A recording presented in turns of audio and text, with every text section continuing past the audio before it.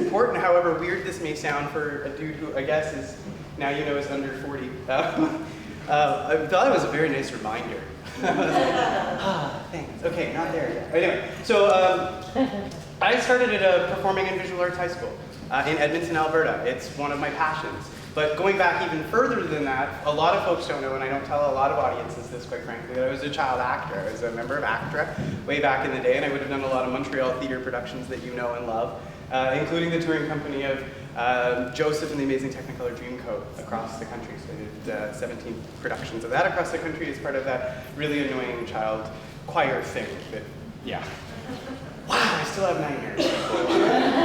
Anyway, I did Aladdin and a few other things. And then I moved to Edmonton, Alberta. My father's in the military, so I learned really quickly how to make new friends because I kind of moved every couple of years.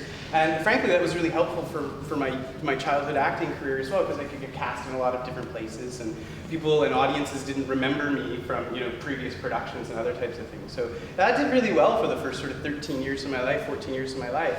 And then I got into performing in visual arts high school and I froze. Quite literally, I didn't know what to do. It was the fame of Edmonton. Anybody from Edmonton or Alberta? None of y'all? Anybody know my alma mater, Victoria School?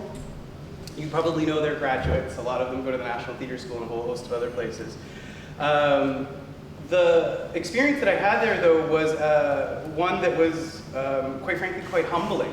I was now among people who were my peers. I was no longer just being doted on by professional actors and directors in that world. I had people who were my peers who were trying to tell me what to do, and I didn't love that, to be frank. And moreover, I realized that I was an introvert, and that's really central to my philosophy on how we communicate with the world, which is to suggest that not everybody or everything is as you think it is, and we need to constantly challenge those orthodoxies within communications. And I learned that in my first year of high school, when they said, fine, if you don't want to audition for all of this stuff, little well-known actor kid, who they were quite excited to try and cast in things. And I'm like, I'm not auditioning, I'm not doing it. No, don't want to do it. Focusing on social studies, and they got really mad at me. And it was really funny that I could challenge them and really aggravate them. And I learned that in grade 10, and I keep it with me to today. And I said, no, I don't want to do that. And they said, well, we're going to have to find another role for you. They had a PR program there. And I said, yeah, I think I could do that. And thank God I did.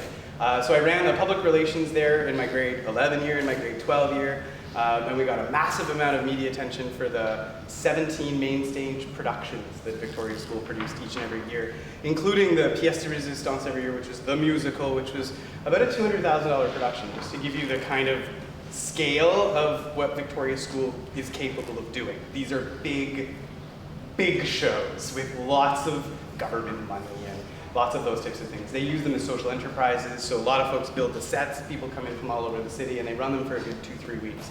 And they're big, big shows. And a lot of volunteers now come in from IATSE and a whole host of other places to teach and to work with the youth. So it's an incredible program. If anybody's down in Edmonton, I'm more than willing to connect you folks with my friends there. I still, even though I graduated from the University of Ottawa, consider Victoria School my alma mater. I love it so much.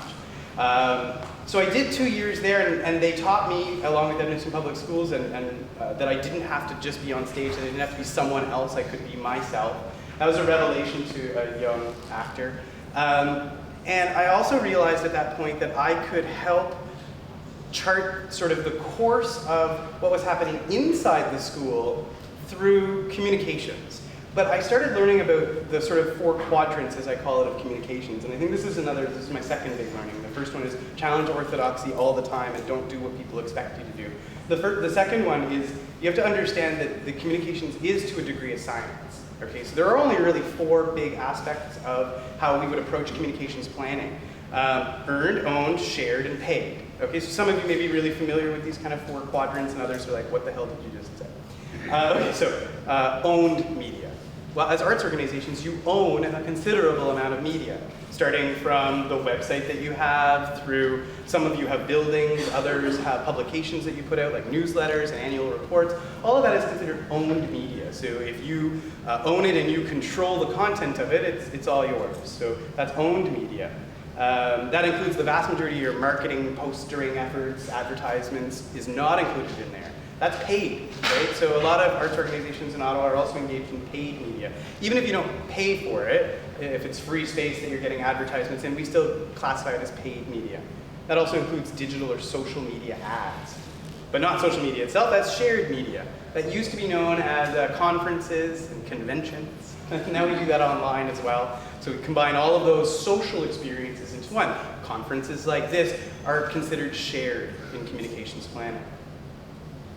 And then there's earned, which you guys thrive on, and you're kind of a little obsessed with it, I'm gonna be honest. Arts media organizations are obsessed with getting press coverage and media coverage because it's gonna put bums in seats, as if that's the only thing that puts people into your audiences. But anyway, it's extremely important, and you have to court those reviewers, you have to court those journalists, but that's earned media, because you work hard for it, you earn it. So those 4 quadrants, it's incredibly important to understand that when you go to communications planning, it's nothing more complicated than literally making a chart and some bullet points with those 4 things in it and starting to write down the strategy that you're going to use with each of those quadrants, which is incredibly different than the tactics that you're going to use.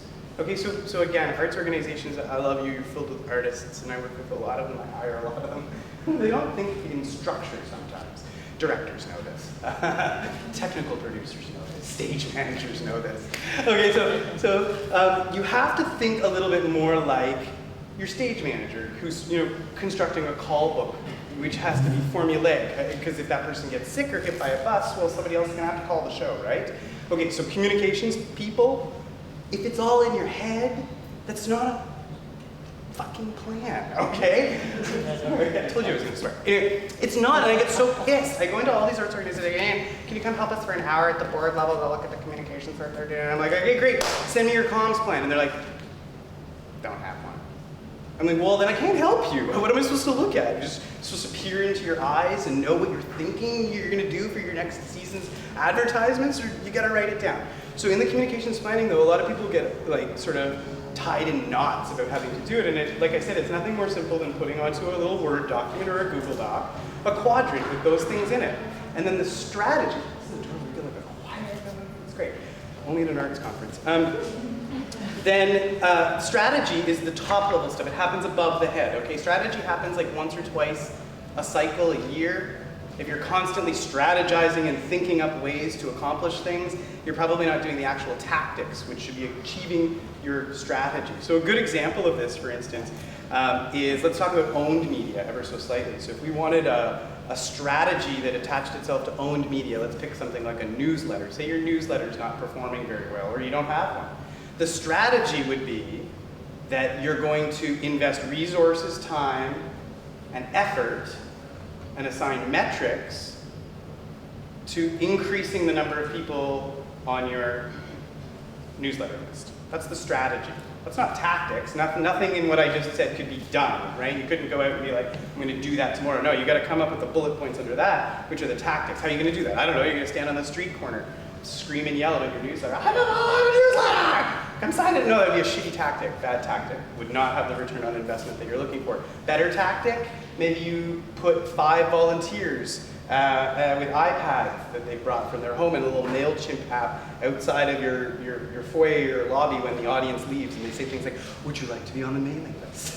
That's a tactic, okay? And then according to our strategy, we want to increase those numbers of people on the list, and we also want to measure it, right? I said metrics in there, so every show or every performance, sort of like our goal was 15 people to add to the mailing list. Where did we get there? Yeah, we got 20, above the goal. What's the goal next time? 25, we got 30, right? So you've got to move it ahead. That's the strategy portion. The tactics portion is then all of the other things you use, but that's not the only thing you could do, right? There's a million other little things that you could do. You could tweet about it, you could Facebook about it. Those are also tactics. You delineate those underneath the overarching strategy. And don't focus on too many things. Your volunteer organizations, most of you, or worse, you're run by very small staffs that don't get paid nearly enough. So don't stress yourselves out too much with this stuff. So just focus on a couple of achievables in each of those quadrants and achieve those. Not like, oh my God, I have to change the entire audience profile because they're all getting old and dying. They are, by the way. They're all getting old and dying. No, it's true. So there's some really good stuff happening in Ottawa to prevent that, but then there's some other stuff in Ottawa that I'm just like, well, anyway, we'll talk about that after if you want. But so the key is understanding that strategy and tactics are different. Strategy above the tactics below. There's some other things that applies to, by the way. We're not going to get into that. But wow. Strategy, tactics. Anyway, that was a tangent.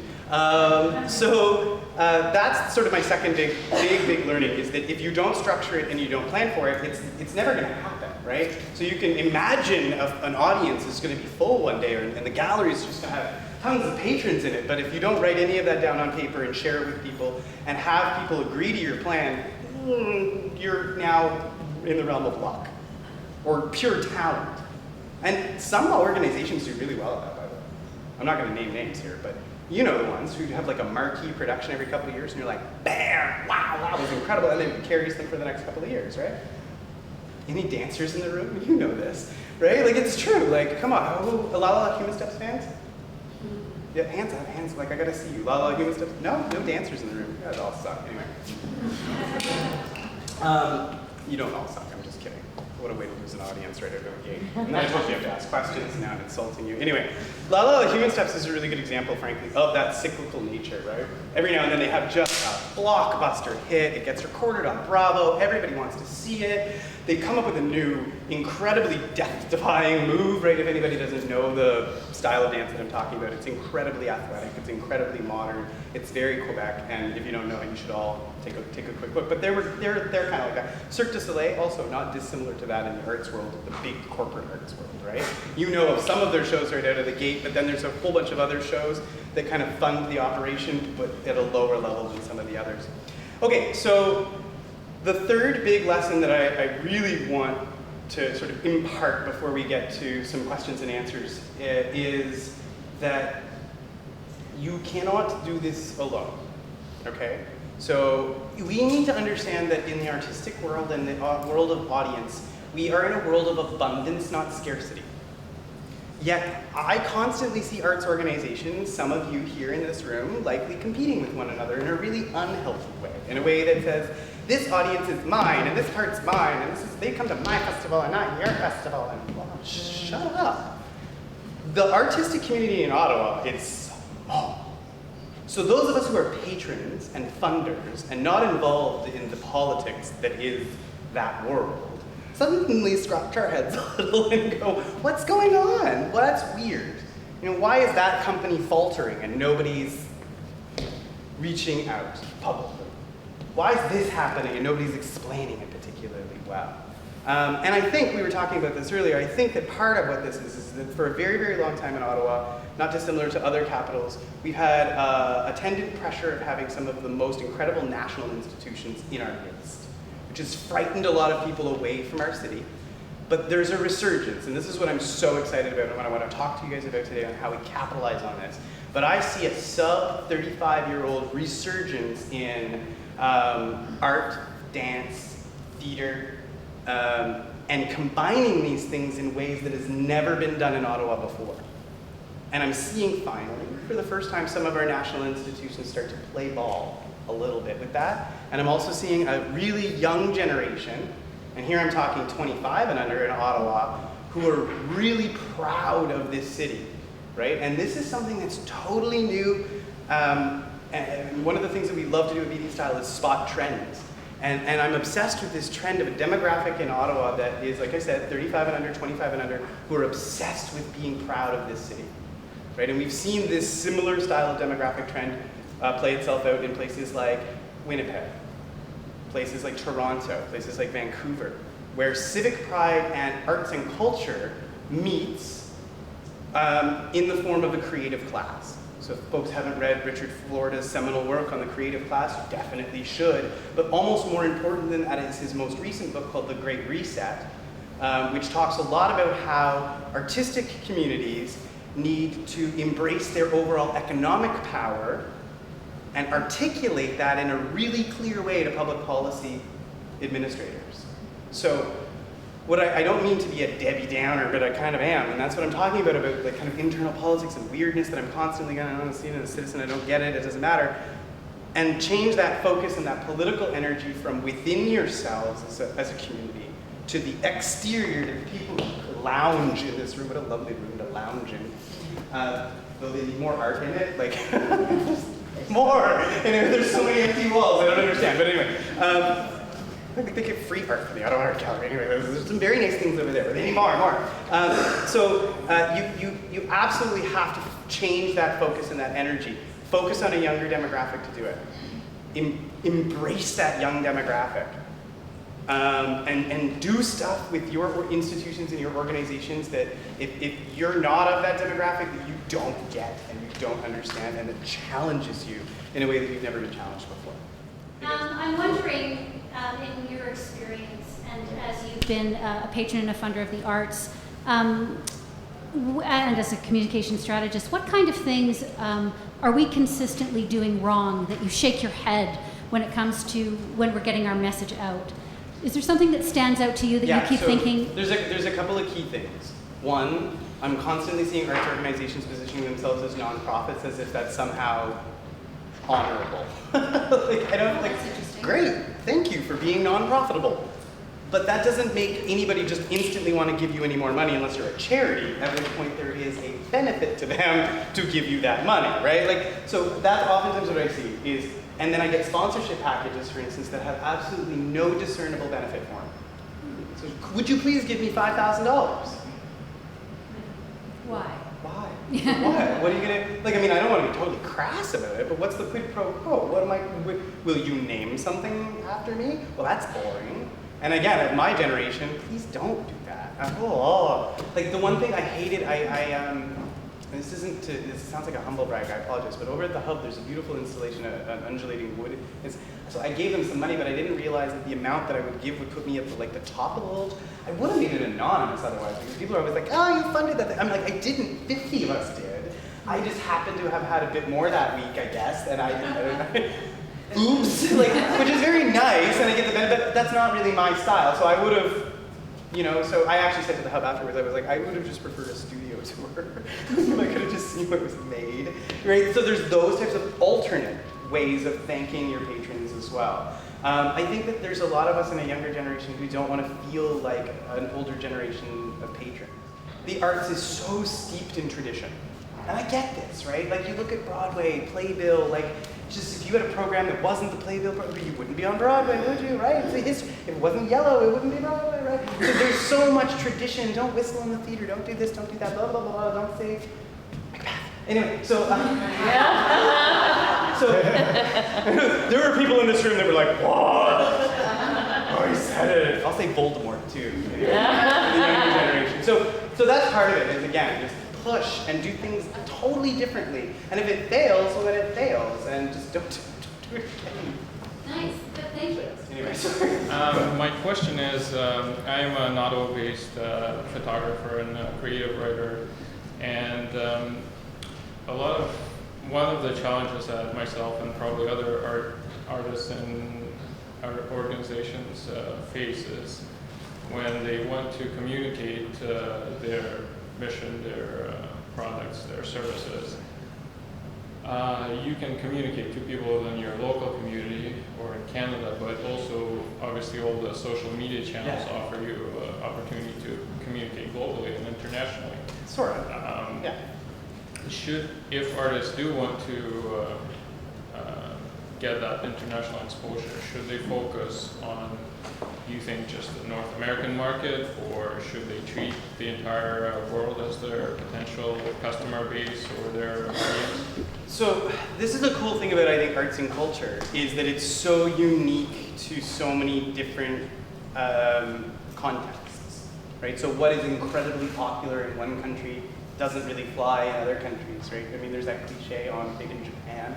That is a thing, right? We do have some, really good example is this Ottawa Soul Jazz Orchestra, right? Soul Jazz Orchestra fans, hands up? Yeah, okay, so you'll notice they're not in Ottawa a lot anymore. They are a lot touring, because they are very popular in some places, way more popular than they are here. Walk down the street popular, they're here, kind of thing. But not as much, so yeah, you have to explore the intersection of what your individual artistic value proposition is, and that's incredibly important, and artists say hate it when I talk like this, when I mix the business with the art, but it's really important. As artists, you have a value proposition.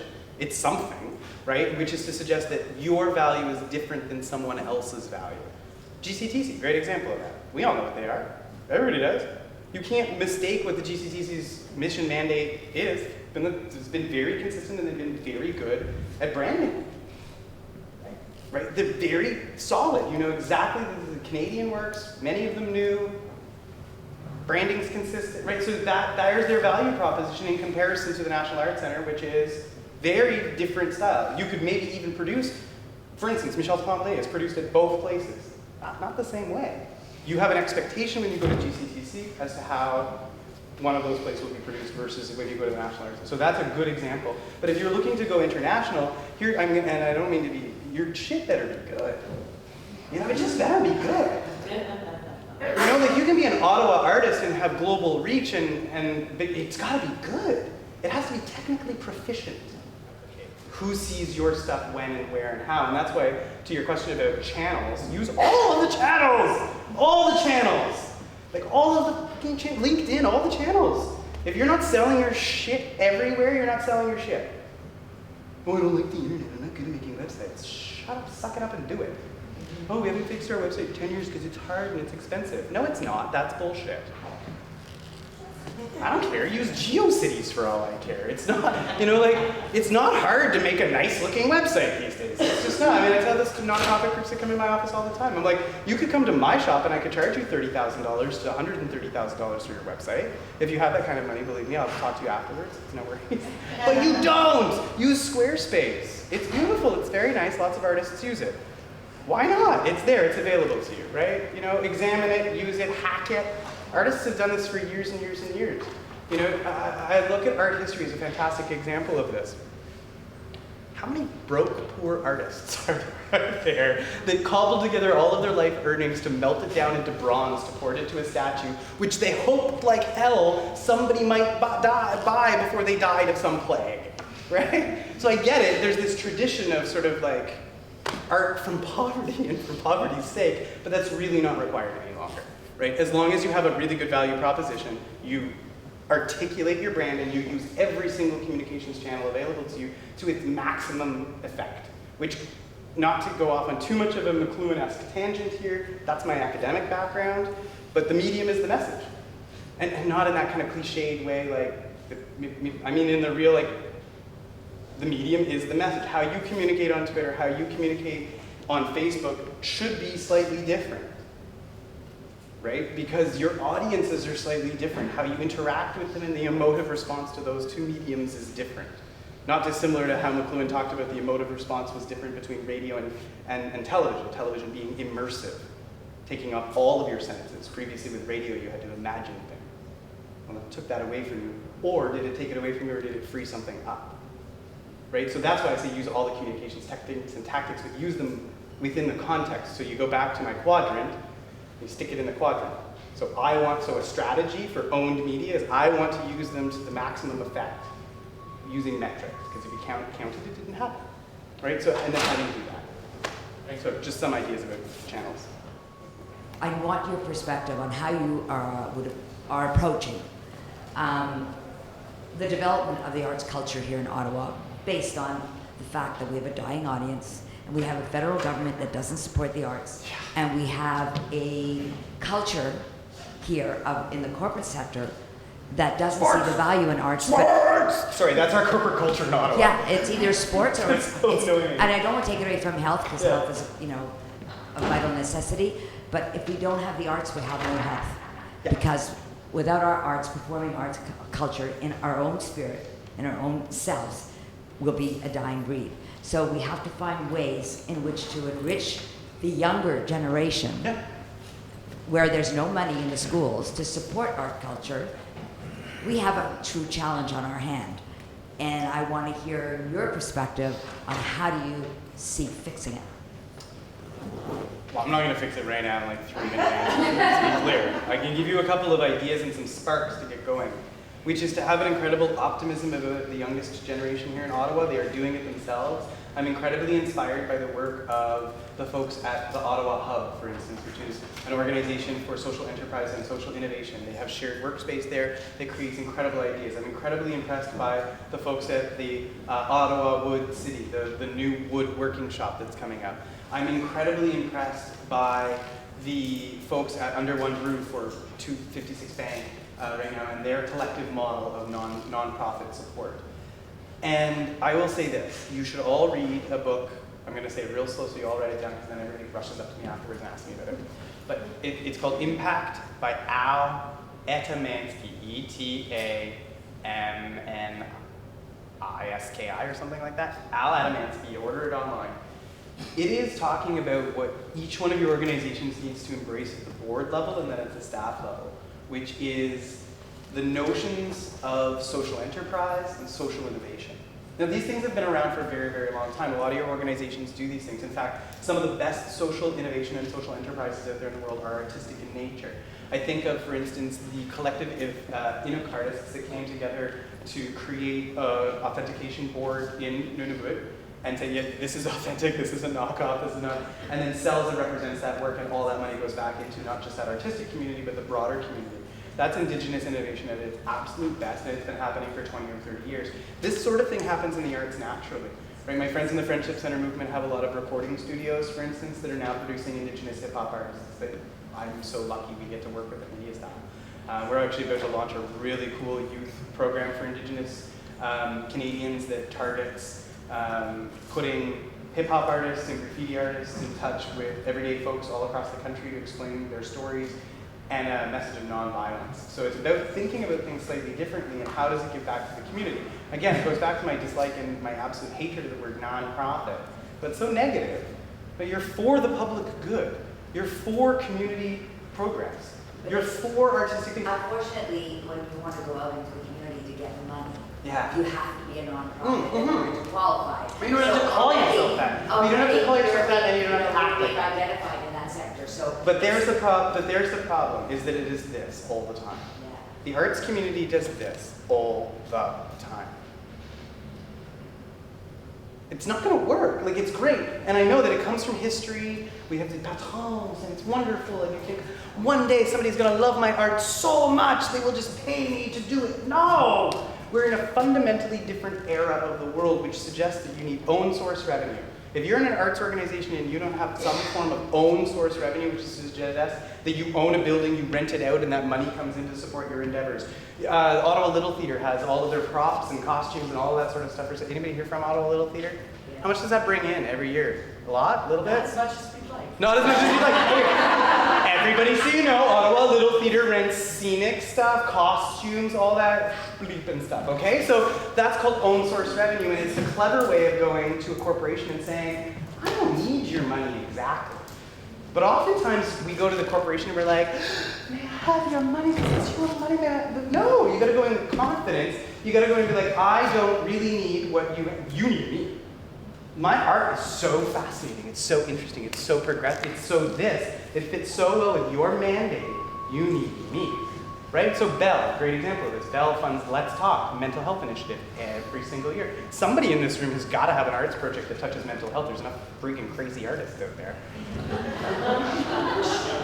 Anyway, I have ADD, I've got mental health issues, blah, blah, blah. Anyway, so but you know what I'm saying? Like that's literally what I need. It's like own source revenue is massively important in this. And then my last big point is go to where the audience is. Stop expecting the audience to come to you, right?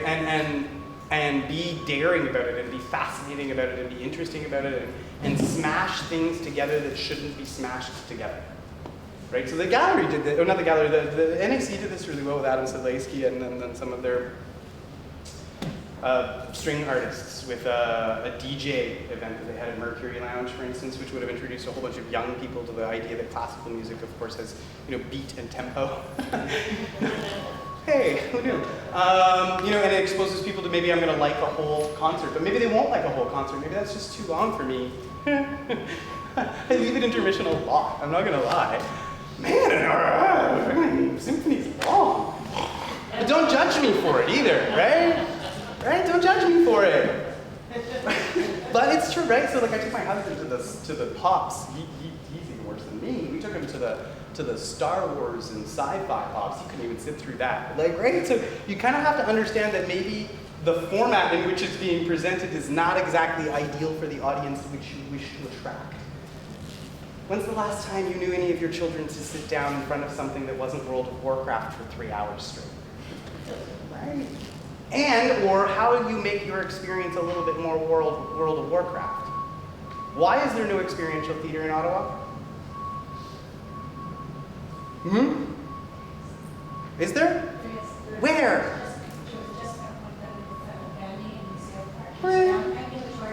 We need more. Yeah. Yeah, exactly. So okay, we need more of that, but we need more. Which organization did it? It was Okay. More and bigger and collaborations, and that's how you're going to get them. So if you're having trouble filling your seats for anything, the likelihood is that the format, the container in which you're presenting it is not as embracing. Right? So you look at New York's Sleep No More as just the sort of the ultimate example of incredibly successful cross-generational theater. Do you folks know it? Yeah, most folks, yeah. You wear a mask, you go in, you experience the entire thing. It's basically the story of Macbeth. Oh, I did it again. Sorry. And you touch things, and you open things, and you experience things, but it involves every single one of the arts that you could possibly imagine, from choreography through, like, everything is there, but it's also an enterprise. It's a really lucrative business. Like, people now fly into New York, like my colleagues at my office, to go to this. Like Broadway, but it's not, right? It's very different than that. So putting those things together in those types of ways is really fascinating to me, because you guys own all the venues, right? Like and I'm always confused when the venues are used in the same way every single time I go, right? Even, frankly, Ottawa's really even just bad about shaking things up in terms of thrust stages. You don't see a lot of them built, for instance, in Ottawa. Whereas that was a big trend in Edmonton for a little while. Right? It's like, to hell with where the audience is, I'm putting a platform in the middle of it. It's those types of things that, frankly, when you go to so many concerts, which a lot of our young folks do, that's what they're expecting in terms of production value, which isn't hard to do. You guys know how to do it, but sometimes it's not thought of that way, right? Sometimes it's thought of in like the pure artistic way.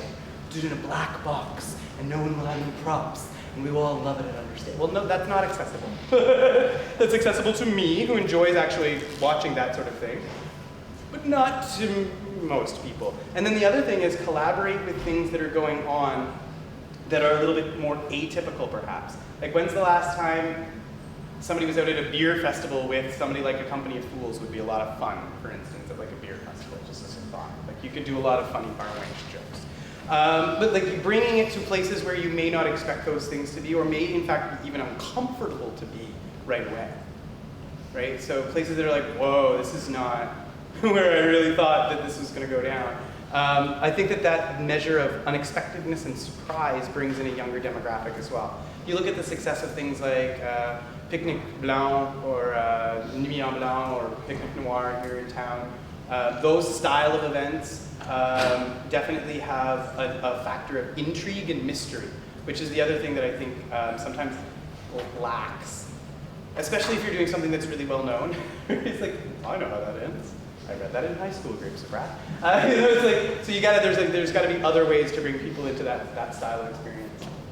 So where are you noticing the renaissance in the Ottawa area with the local artists, and that the young people are really getting excited about it? Because that's so I love the spontaneous stuff that's happening with galleries that are popping up with young folks who are leading them, and some of them close really fast and some of them stay open. We see folks like PDA Projects over on Elgin. We see folks like Fall Down Gallery, which is finding a new space right now.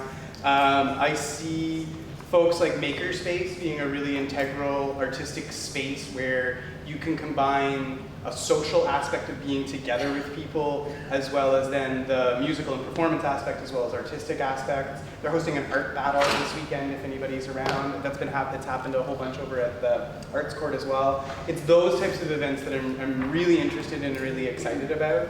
I love I think it's the folks at GCTC, at least they hosted the Lawyer Play every year. That is a really smart community endeavor, right? Like, it's been going on for a long time. It reaches into an atypical community. It does everything that it should. It gets a good amount of media attention. has a good brand. So it's those types of things that I say, okay, well that's interesting to folks. I look at the types of galas and events that are most popular with my generation, like Hope Live. Again, another, happens to be at the GCTC. Rick Mercer hosts it annually. The Ottawa Riverkeeper Gala, for instance, which is bringing in sort of bigger artists, pairing them with sort of art and other things. So it's those style of stuff that really intrigues me and really excites me. And that, frankly, we've got a bit of a generational change about to happen at our biggest institutions. No offense to some of these, but this is a good thing, right? So we have now a generation who is emboldened and is interested, who are now approaching their mid-30s and are able to take on senior leadership roles within a lot of these organizations. And we're seeing these changes reflect themselves in some of the thinking behind the National Art Gallery, recent acquisitions, which have been a little bit more youthful, thankfully.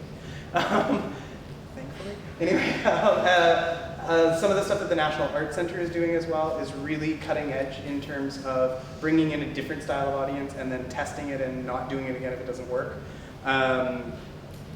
And frankly, just to the point that the federal government doesn't support the arts, you're absolutely right. I was shocked that Peter Herndorf and Rosie Thompson and Jane Watson were able to accomplish what they did for the Sequicentennial. I don't know if you've all seen what's going to happen to the National Art Center for the Sequicentennial. It's incredible. It really is. Like, if it gets done to that extent, we're going to finally have a National Art Center that opens its arms to Elgin and to the War Memorial and to Parliament, as opposed to sort of that cold shoulder that it uncompleted kind of has now. So, little bright spot, little tiny bright $110 million bright spot. But that's it. You're absolutely right, just in terms of that. They made their commitment for 2017. Yeah. I know the city of Ottawa is certainly doing their part, but Yeah. what's the federal government doing? Oh God, nothing. Don't expect this government to do anything. I mean, yeah. Have you seen the Canada Day production? I mean, welcome to your government at work. Go ahead. I'm going to kind of drill down because I'm part of a very small organization, kind of grassroots, called Jazzworks. And so I'm going to point this discussion maybe, you talked about, sort of the best tools to use and all that kind of stuff. But I'm wondering if you can give us some advice, because we do need to solicit funding, partly because as a small organization, and we are a nonprofit as well, for sure, but we want to offer opportunities to amateur jazz musicians to better themselves, and it really blossoms. It's amazing, but we do need funding, especially operational funding, in order to accomplish that. And so we want to start now to reach out to corporate sponsors and just individuals. So we're trying to develop our different levels of sponsorship. If you can speak to any of that, like how do you talk to your different audiences in that sense, in fund seeking? Okay, so with fundraising, I have kind of a couple of really big rules. The first one is know what you're asking for, and don't move off that mark. Don't move off that mark. So know what you're asking for and don't move off that mark. So when I go to help fund a major festival or an installation, or frankly, even some of my friends' graffiti work, I decide what the project needs, what the levels of endorsement on the project are, and then you don't move. It's going to take a little while to get your first couple of bites, but once you've got those, the moment that you start to reduce the amount of sponsorship that it takes to do this or that is the moment you start getting yourself in trouble with sponsors, because they talk. Right? They're like, oh, I gave them $100,000 for this, and they're like, you gave them how much? And you're getting what covered, right? So you got to be really transparent. So that's the other really big learning, is be incredibly transparent about what it is that person is going to get. The ROM just found themselves maybe in a little bit of transparency trouble. Oops. Yeah.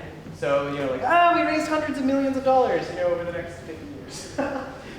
No, not quite what you thought it was, right? And then the next one is as I mentioned before, quid pro quo. What is the actual benefit to the donor? Because I love jazz is a very small number of people, no offense. And even worse for you, sadly, it's, well, I support it by buying music, going to shows. that festival thing, right? Like so again, that thereby further shrinking the available pool of individual donor jazz dollars, right? Like, and all of your organizations need to think this way, by the way. Like, your universe of donors includes your hardcore base, like we have in politics, right? Of people who you are their number one giving opportunity. They will always give to you. Why? You probably did something awesome for them. If you're Ottawa Little Theatre, you probably empowered them. They got up on stage, they loved it, and now they're a successful lawyer, and guess what? They're going to give you $150 every single time you ask for it because they are thankful for that. But not everybody's, that's a very small percentage of people. So, and I find so many organizations try and focus all of their energy and effort and money trying to get these like little donations in from this small group of individual donors. And you have to understand that the affinity that one individual has for any artistic pursuit is likely also stratified across multiple artistic pursuits. I see Jamie Cronick at the back of the room, right? Photographer, musician. So like if he's thinking, gee, what foundation am I going to give to? Like, where's his charitable dollars going to go? Is it going to go to somebody who, you know, like does marginalized youth photography, or who teaches kids how to make loud noises and annoy their parents? As I'm sure Jamie did for many years. I know his sister pretty well too, so I know that that is a fact. So where does it go? Does it go to the drummy kids, or does it go to the photo kids? I don't, right? So again, so stop fighting for those dollars, right? Those dollars will come to you if you give them the opportunity to come to you, right? So the pool of dollars that you need to then find is the ones that attach themselves to that notion of quid pro quo. What am I going to get for what you're going to give? You know, at the biggest levels, you're going to name a wing of something after somebody. You're going to have a big-ass party for them. You're going to factor that cost of the party and the naming of the plaque and everything against the actual donation. Please do that. Artistic organizations have a really shitty time of doing this. You never factor the actual cost of the donation. Okay, so somebody's giving you $5,000 and you have to hold them a reception that costs $1,000. They just gave you $4,000. I see this all the time, and I'm like, I don't get it. Like, what do you do? Like, the cost of fundraising is included in the total donation, okay? So if it took you 9 days to get the $150, uh-oh, shit, we are now losing money. Oh, crap, right? So if you don't think like that, then you're never going to be making money. So, like, if you put out a fundraising appeal, and it brings in $2,000, please, dear God, know what your fundraising costs attached to every single one of those dollars are. And if you don't right now, and if you're thinking to yourself, oh, we don't know that, it's actually a really easy calculation to make if your budget statements are audited, and if they're not, well, you're like a lot of other arts organizations, and I'm sure there's something here that can help. Can you guys help with that? Arts Council people? If somebody's screwed with their finances, do you guys have, can you help? Or Well, we offer resources. Okay, resources, Yeah. got it. Google. It's helpful. But sort that shit out. The other thing is I can't, here's the big one, and this is like the star, the asterisk, the caveat. If you are financially insolvent or incapable, or you've got some sort of whiff about it, like, screw you. I'm not giving you my money. Like, what's that? You wasted somebody's money 2 years ago? No. Right? And I see a lot of that as well. It's like, you know, like, our festival wasn't as successful as we wanted it to be. Therefore, we need your help. Well, that's maybe not the best approach. We get frankly, actually, in a media company, we get a lot of that. Like, we held a production and nobody came and we don't know why. Okay, but that's not the best, and that is not the best entree into asking for help. So tell me again how unpopular you are and how you would like me to solve this problem for you. Like, we get a lot of that in the fundraising world as well. Like, and that's the last big caveat and asterisk, which is this: please stop with the entitlement and the expectation of it. Like, and the bigger the Ottawa Arts organization, the more entitled they somehow kind of feel sometimes. And you're kind of just like, I don't have that. I can't do that for you. You know, we do not, like, we get asked a lot for pro bono work. And often we have to look at the production schedule, I have to look at the clients we work with. I can't do it. And then we sometimes, frankly, get a bit of a, well, it's important. We get it, but again, it's part of knowing when to ask, which means intelligence gathering.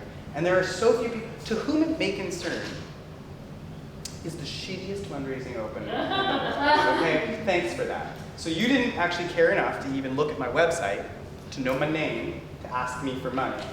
I throw you in the garbage. Like I do, and I've probably done it to a million of your organizations. I get a lot of pro forma junk mail, spray and pray, please give me money because I deserve it. No.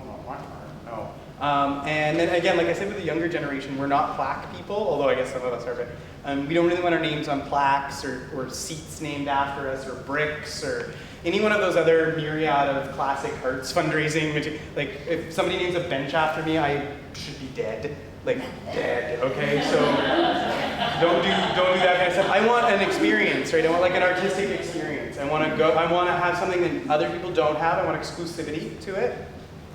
Don't go giving it to all the other sponsors. What's that? I gave you $10,000? Oh, you better treat me like we just like, and I'm the top level donor? Wow, you gotta feel like that a little bit, right? Like that means like a rehearsal visit. You know, oh, you found out they played the trumpet in high school. Would you like to do it with the band? What's that? You've always wanted to wave around that little stick that you keep calling a little stick? Sure, let's do it, right? Like, you've got to talk to your donors individually about what the things that they actually want is, right? So a lot of times, again, you have to understand the motivation of your donor, and that'll be my last really big point, is really figure out what the motivation of your donor is. There's been a ton of great scientific research done on just motivation theory. I guess we'll wrap it up there too, because I think we have to go to lunch. But there's a great amount of work that's done on motivation theory. So like, if I was to give you an example of what motivates my artistic giving, it's, like I said before, just to sort of wrap up here, it's when I can challenge orthodoxy, when I understand that they have a substantial plan in place that follows some form of that kind of quadrant and I can see where the money's going. And then third, they're not working alone. They're not going mind, mind, mind. They're working in that abundance, not scarcity economy. And they're saying, I want to bring things together. So that's how I make up sort of my sort of to wrap the whole thing up, and to sort of say how I think about artistic giving. That's kind of the framework in which I approach it. So, you know, the moment I see a selfish organization wandering into my midst, you can smell it a mile away. But let's be very clear, a lot of your higher level donors love that as well. So you have to sometimes split these messages, because that sort of ego-based giving of 20, 30 years ago, frankly, with some of your patrons who are in fact dying, becomes quite a selling tactic there in and of itself. And that'll be my last one big point is, most of you probably do not have healthy legacy giving programs active with your organizations. And one of the best sources of money in the long term is dead people.